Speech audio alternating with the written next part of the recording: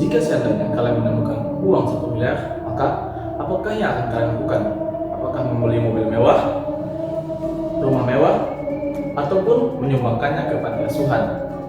Tentunya, jawaban yang kalian berikan sangatlah bervariasi. Tapi dapat dipastikan bahwa apapun pilihan yang kalian berikan, pasti sudah dipikirkan secara matang sebelumnya. Itulah pertanyaan-pertanyaan yang akan kita pelajari di ilmu yang satu ini. Meskipun ilmu yang satu ini sangat berkaitan erat dengan uang, namun ilmu ini membahas hal yang lebih besar daripada uang. Kita akan membahas ilmu yang mengajarkan untuk dapat membuat suatu keputusan dari pilihan-pilihan yang ada. Kita akan membahas ilmu yang mengajarkan kita untuk dapat membuat keputusan terbaik dari pilihan-pilihan yang ada. Saya harap kalian semua bersiap untuk mempelajari ilmu yang sudah ada sejak dulu kala, sejak ketika manusia mulai membangun sebuah peradaban, yaitu ilmu yang mempengaruhi dunia dari sejarah, budaya, teknologi, bahkan politik. Inilah ilmu ekonomi. Secara sederhana, ilmu ekonomi adalah ilmu yang membahas mengenai pilihan. Karena pada dasarnya, manusia selalu menginginkan sesuatu dan tidak akan pernah puas dengan keinginan-keinginan yang dimilikinya tersebut. Namun dapat dipastikan bahwa semua keinginan yang dimiliki oleh manusia tidak dapat terpenuhi sepenuhnya.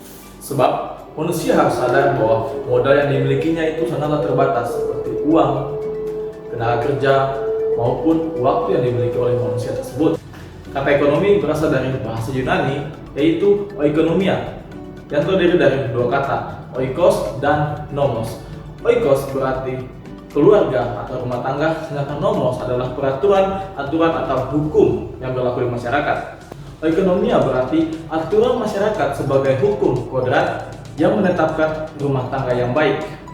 Ekonomi berkaitan dengan bagaimana rumah tangga menggunakan dana yang terbatas secara hati-hati. Ketika manajemen rumah tangga diterapkan dalam pengelolaan ekonomi, muncullah ekonomi. Ilmu ekonomi ini mengajarkan kita untuk berpikir dengan keras mengenai keputusan terbaik yang dapat kita buat dari pilihan-pilihan yang ada, agar keinginan kita terpenuhi dengan usaha sekecil-kecilnya.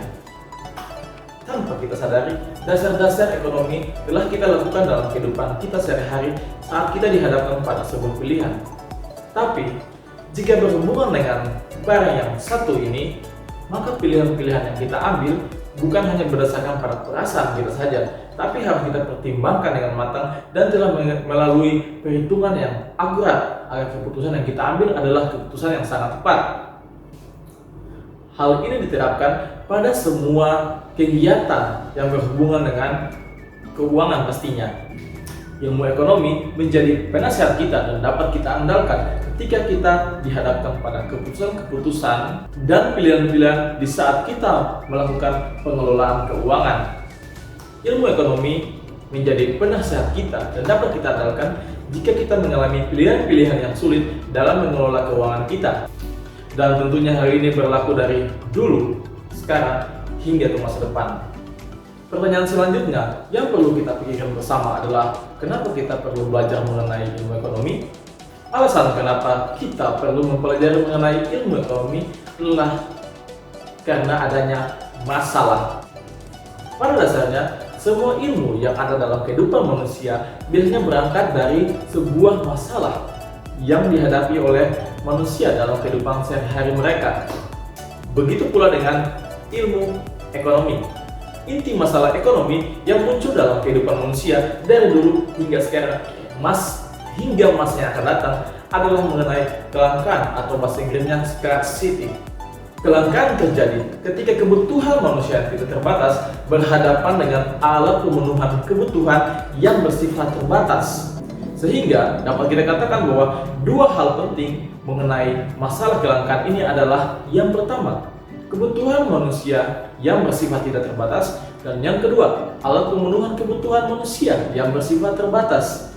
Berikut ini adalah beberapa faktor yang menyebabkan terjadinya kelangkaan, seperti keterbatasan benda pemenuhan kebutuhan manusia di alam, kerusakan sumber daya alam, keterbatasan kemampuan manusia dalam mengelola sumber-sumber ekonomi, Dan yang terakhir adalah peningkatan kebutuhan manusia yang begitu cepat dibandingkan dengan sarana untuk memenuhi kebutuhan manusia.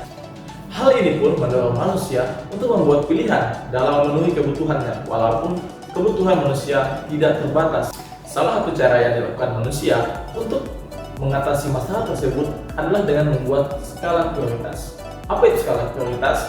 Skala prioritas adalah daftar pilihan-pilihan yang dibuat dari pilihan yang paling penting sampai pilihan yang sangat tidak penting untuk dipenuhi, sehingga manusia dapat menentukan mana pilihan yang harus dipenuhi sekarang dan mana pilihan yang tidak perlu untuk dipenuhi pada masa sekarang ini. Tentunya setiap individu mempunyai kebutuhan yang hampir tidak terbatas. Sebenarnya tidak masalah jika kebutuhan manusia itu tidak terbatas, tapi akan menjadi suatu masalah jika kebutuhan yang tidak terbatas itu dihadapkan pada alat pemenuhan kebutuhan yang bersifat terbatas.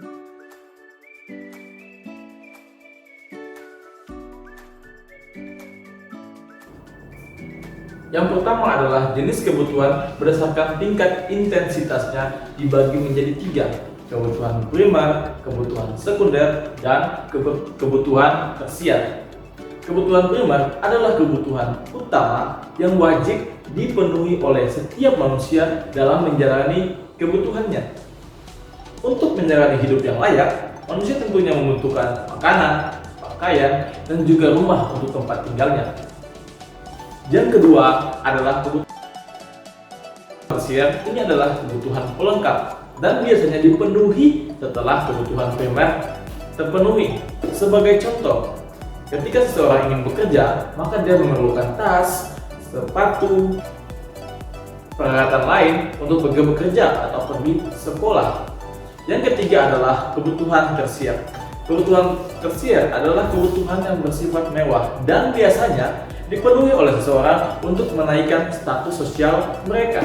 Sebagai contoh, seseorang akan membeli rumah mewah, mungkin mobil mewah, jet pribadi untuk menaikkan status sosial mereka agar dilihat oleh masyarakat bahwa dia mempunyai status sosial yang tinggi di mata masyarakat. Jenis kebutuhan ini dibagi juga menjadi 2. Yang pertama adalah kebutuhan individu, yang kedua adalah kebutuhan umum atau kelompok. Kalau kebutuhan individu adalah kebutuhan yang dipenuhi untuk memuaskan dirinya sendiri. Setiap pilihan yang dia buat hanyalah untuk kepentingan diri dia sendiri. Contoh, seorang petani membutuhkan cangkul, benih tanaman, dan lain-lain. Seorang guru membutuhkan apa? Membutuhkan alat peraga, referensi buku, dan lain-lain untuk bisa mengajar. Yang kedua adalah kebutuhan umum atau kebutuhan kelompok. Kebutuhan ini berhubungan dengan masyarakat dan bisa disebut juga dengan kebutuhan sosial. Contohnya, kita membutuhkan jembatan untuk menyeberangkan, kita membutuhkan air bersih, kita membutuhkan listrik, taman, dan lain sebagainya.